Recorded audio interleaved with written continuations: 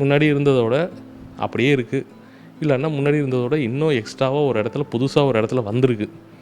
இந்த மாதிரி இருக்குன்னா ஃபஸ்ட்டு நம்ம செலக்ட் பண்ண கீமோதெரப்பி அவங்களுக்கு கரெக்டாக செட் ஆகலை. அந்த டைப் ஆஃப் கேன்சருக்கு அது அவ்வளோ அக்ரெசிவாக இருக்குது, நீங்கள் கொடுத்தது அதை போய் பெருசாக அட்டாக் பண்ணலை. இதை ஃபஸ்ட்டு 2 சைக்கிளே கண்டுபிடிச்சிடலாம் டாக்டர் அப்படின்னா நம்ம அந்த இடத்துல ரெஸ்பான்ஸ் அசஸ் பண்ணவும் முடியாது. 4 to 6 சைக்கிள்ஸ் கொடுத்தா தான் ரெஸ்பான்ஸ் எப்படி இருக்குன்னே பார்க்கவே முடியும்.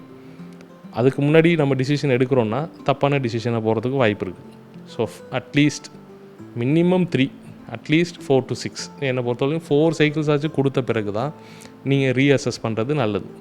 4 சைக்கிள்ஸ் கொடுத்துட்டீங்க, ரீஅசஸ் பண்ணுறீங்க, இல்லை 6 சைக்கிள்ஸ் கொடுத்துட்டீங்க, ரீஅசஸ் பண்ணுறீங்க, ப்ராக்ரஸ் ஆகிற மாதிரி இருக்குது, இல்லை சரியாக ரெஸ்பாண்ட் ஆகலை, இந்த இடத்துலையும் you want to take a call.